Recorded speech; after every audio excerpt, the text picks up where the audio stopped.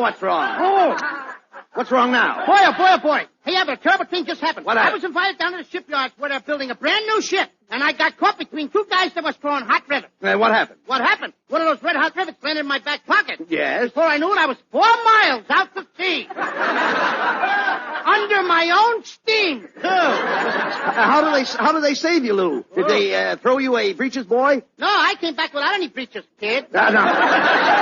Well, you made a fool of yourself again. Yeah, but I burned my bridges behind me. Oh, talk sense. What were you doing down at the shipyards in the first place? I forgot to tell you. See, Abbott, my cousin Hugo was a sailor down there. He's in the Signal Corps. The Signal Corps? Yeah, he keeps signal his mother to get him out. Oh. I'm so ashamed of my cousin Hugo. You are? I mean, after all, the Costellos have always been very brave people. My great-grandfather was a colonel in the Army. A colonel? Yeah. Colonel? You dummy, A colonel, that's a pretty high rank. No, not colonel. It is. No, you see, that word is pronounced colonel. Colonel? Yes, colonel. Where did he fight? Oh, my uncle. He fought with the original 13 colonels. No, Costello, that's colony. Oh, colonel. You said it was colonel. No. Colonel. Now, make up your mind. Look, it's very simple. In military parlance, C-O-L is pronounced cur, as in colonel. Yeah. Don't you know that? Oh, no, I never went to college. Oh. Not me. Yes, I know. I quit school at the age of 4. Oh. All right, that's enough. Well, it ain't all right. After I quit school, I got a job in Vertical. A I was a Vertical. juggler. A juggler? Look, are you finished? No, one more. What? Abbott, what? Oh, that's your line. Yeah. Costello. Well, what is it? Now, what's next? Never mind, that joke sunk. Skip. Look, will you cut it out? I have something important to tell you. Mrs. Niles called up a few minutes ago, and she wants you to take care of her nephew, little Hector. Not little Hector. That Yes. ain't for me, brother. I ain't gonna take care of that little brat. Why? Not me, brother. Oh, no, you mean you don't like little Hector? Oh, I like him. Well, that's swell. I'd like to give him a present. What kind of a present? Oh, a broken shoulder blade. That's no way to talk. What did little Hector ever do to you? What did he do? Yeah. Why, the guy, he poured a bottle of ink in my bathtub last year. Last year? Yeah. Did you speak to him about it? No, I only discovered it yesterday. Oh, hey, wait a minute. Here's Ken and Mrs. Niles now. We were expecting you, Ken. Well, I'm sorry I'm late, Bud. My wife and I just got back from a hunting trip. Yes, I got a moose head. Well, put a hat over your antlers and nobody will notice it. Pay no attention to Costello, Mrs. Niles. He's a little tired. He just came from launching a ship. He just launched a ship? Oh, that must have been a pretty picture. One tub launching another.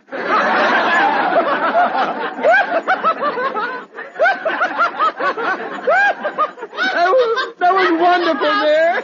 That was wonderful. What a clever remark. No wonder I go for you. Oh, and Kenneth, I go for you. I go for you. I go for you. Ladies and gentlemen, you have just heard from Mr. and Mrs. Gopher. Look, come on now. Cut it out, Costello. Say, Mrs. Niles, where's little Hector? Oh, he's outside playing. I'll get him. Oh, Hector, darling, come in here, dear. Yes, Annie Niles. I was looking for Mr. Costello's crazy cat. Who ever told you I had a crazy cat? Annie Niles, she said, wait till I get a load of your silly puss. See why I hate the kid? Oh, isn't little Hector cute? Oh, come here, kid. I think you're very cute, too. Come here, do me a favor. Yeah, what? Let me pinch your windpipe. Costello! Now? Well, I mean, hey, Hector, look. Why don't you just walk around the block? And if you're not back in 3 days, that'll be fine. Okay. Oh, don't mind Hector, Mr. Costello. He's just faithful. Why, the other day, he gently kicked me in the face. Mrs. Niles, I hope he didn't knock any of your teeth out. How could he? She had him in her back pocket all the time. Come, Kenneth. We'll be back for Hector tonight. Oh, now listen. Now look, I'm not going to get stuck with this kid, Hector. Now look, Hector, come here. Go on home to your mother, will you, kid? But my mama ain't home. She's downtown buying a gun for my old man. Buying a gun? Did your father tell her what kind to get? No. He doesn't even know she's going to shoot him. Hey, Abbott, now I tell you, this kid is dangerous. Oh, come, he's only playing. Playing? Yesterday he stuck his grandfather's head in the stove and sang, "Smoke gets in your eyes." Hector, that was a terrible thing to do. Yeah, it was. It put the fire out. Little Hector, listen, I know a very good game. I'll tell you what I'd like to have you do. I'll turn on the electric fan, and you stick your hand in it. No, that ain't going to hurt much. No, I want to play cowboys and Indians. Look, I brought my BB gun. Don't point that gun at me. It might go off. I even told this kid not to point it at me. All right, take it easy. Hey, Abbott. What? He shot me right in the eye. Are those BBs in your face? Well, it ain't caviar. Here, kid, give me that thing. I'm going to shoot the rest of these BBs right out the window.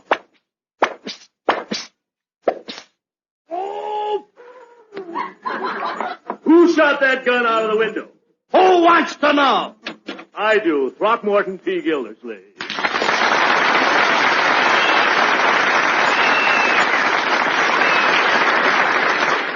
Mr. Gildersleeve, those shots were an accident.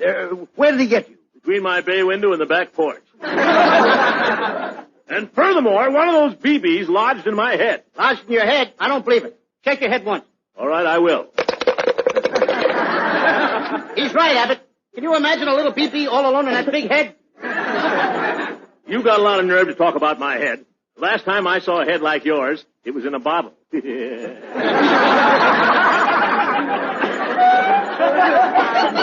Now, wait a minute, boys. Let's settle this thing like gentlemen. But he ain't going to blame this on me. Now, it was all that little Hector's fault. You mean this innocent little child here? Why, he has an angelic face.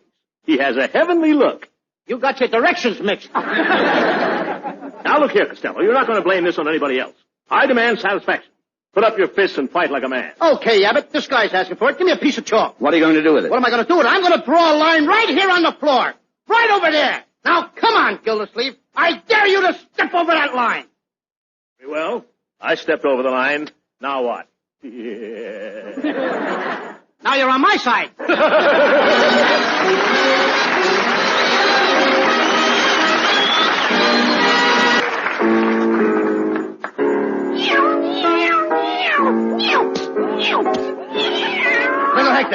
Little Hector, who put that cat in the piano? I did. My teacher told me to practice kitten on the keys. Now, Abbott, I told you to keep that kid quiet. I can't sleep. The noise makes me restless. Oh, that's just your imagination. No, it ain't, Abbott. I was so restless that I tossed until my nose got caught in my ear. You got your nose caught in your ear? Why, that's terrible. Sure, I sneezed and almost blew my brains out. Oh, now who is that? Come in.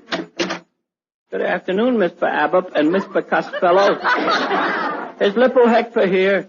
I'm Pommy Pumpkins. I live 2 blocks down the street. You live 2 blocks down the street? What kind of talk is this? Mr. Costello, that's the way Tommy talks. He can't say the letter T. He makes it sound like a poof. Do that again. It's very cooling. Look, what did you want with little Hector, Tommy? I came over here to practice my music with little Hector. See, I brought my trumpet. Trumpet? You mean trumpet? That's it, the trumpet. Abbott, this guy sounds like a nitwhip. But Tommy is a very good trumpet player. You said it. Mr. Costello, you're talking for the most terrific trumpet player that ever pooted a pirate trumpet from Timbuktu to Tennessee. You want to hear me play a poon on my trumpet? No. Well, how about the clarinet? I play the clarinet, the trombone, and the poobah. Oh, no, you don't play the poobah. A poobah's what you keep your toothpaste in to brush your teeth. No. Now the guy's got me talking like that. Costello, please, don't make fun of Tommy. He comes from a very high-class family. He was born with a silver spoon in his mouth. Why don't he take it out when he talks? Oh, come on, little Hector. Let's play a little poon. Mr. Costello, you want to hear Cole Porpoise Knife and Day? Knife and Day? Why don't you play Pip-Po Pruda Pulis? Oh, that's great. Follow me, little Hector. In tempo. 1, 2, 3. That's enough, brother. I said that's enough, brother. Will you guys shut up? Cut it out! Break it up! All right. Look, Hector, why don't you and your friend Tommy go out in the yard and play? Yeah, here, you can have my football, the one I used when I used to play with Marquette. You played with the University of Marquette in Wisconsin? No, with the Fish Marquette in Glendale. Oh. Hey, Abbott, look. Come on, kids. Now get out. Get the kids out, will you, Abbott? Look, go on out in the backyard and I'll show you how I used to kick the ball. Now, look. I'm going to show you the kick that won the great big game. Here. Hector, you hold the ball. I'll kick it. Abbott, you catch it. But suppose you kick little Hector's head. Well, you'll have to catch that, too. Oh. Okay, kid, get ready. Here we go.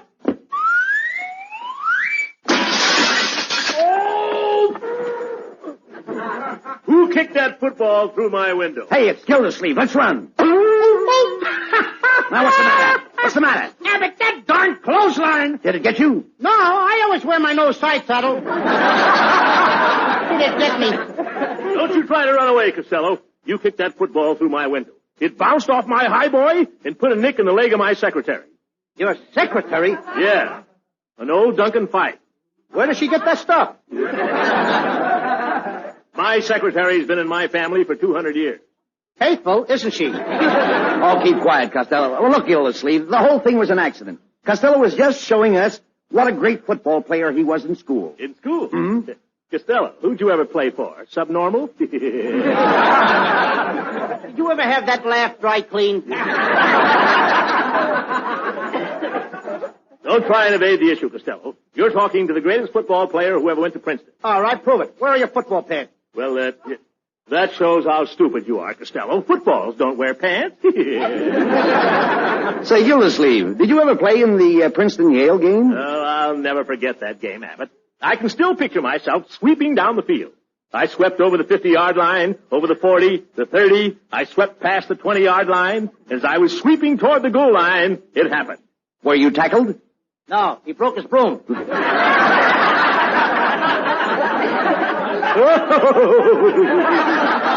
Well, there's only one way to settle this argument. Why don't you challenge each other to a football game? That's a great idea, Abbott. It's the only thing that'll satisfy my honor. We Gildersleeves are a proud lot. You're a vacant lot. I think I got the kid going, Pop. He's getting mad. Costello, we'll meet in 1 hour. If I should not emerge victorious, I shall retire to a mountain fastness, where, as a measure of self-punishment, I shall wedge my neck in the crotch of a tree and allow the woodpeckers to peck on my cranium at regular 5-minute intervals. Yes. Yeah? Well, listen, Gildersleeve. If I don't win this game, I'm going to retire to the cellar of Tony's Fish Market, where I will tie myself to a pickle barrel and have Tony slap me in the puss with a wet barracuda. Not every 5 minutes, not every 3 minutes, not every 10 seconds, but Sunday. Monday and always.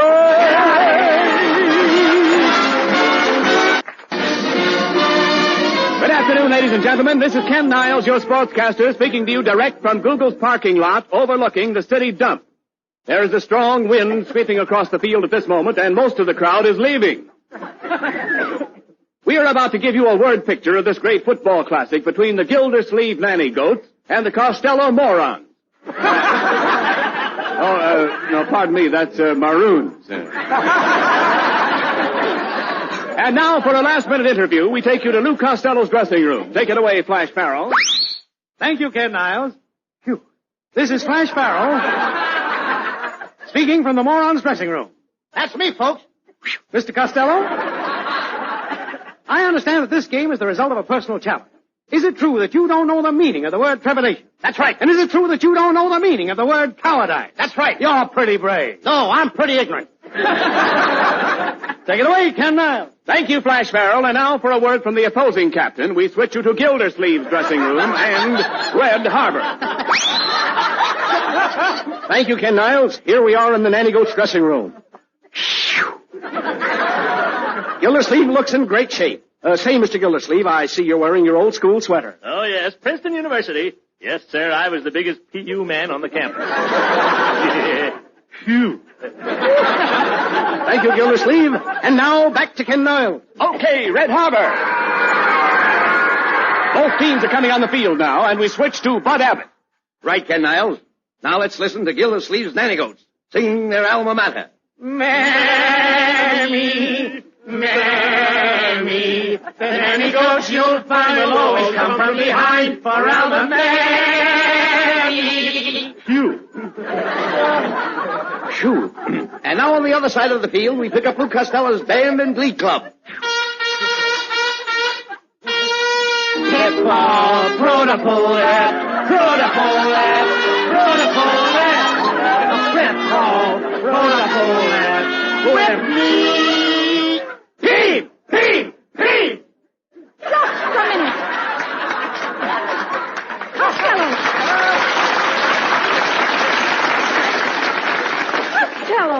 do you think you're doing here? Now, don't bother me now, Mrs. Niles. We're going to play football. But where's little Hector? What do you think we're using for a football? Costello, the game's about to start. Where's your football helmet? I don't need a helmet. But how are you going to protect your head? I'm wearing my hair piled up this season. Well, folks, the moment is here, and we take you to the midfield stripe where the opposing captains are shaking hands in their usual friendly manner. Oh, I warn you, Costello. You try to carry the ball through my line, I'll climb you like a tree. And a monkey like you can do it. Costello, remember sportsmanship. I'm not afraid of him, Abbott. Listen, Costello, I'll hit you on the top of your head so hard I'll drive your head down into your ribs. When you open your eyes, you'll think you're in jail. Jiggers, the cop! No, come here. That's the referee. Cop, no more patrol wagons. No, that's the referee. Last time I had to stand up. No, that's the referee. All right, boys, let's start the game. All right.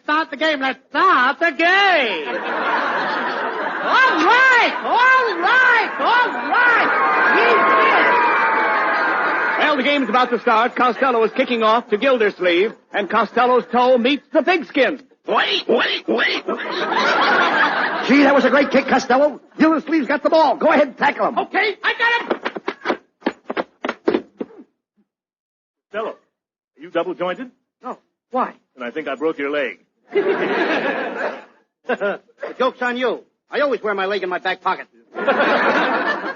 Hey, I don't like the way you tickle, Gildy. You mean tackle. You don't know your football. I mean tickle. You don't know your mustache. Come on, Gilly, let's start the play. Right. Signals. 1, 2, button my shoe. 3, 4, shut the door. Hike!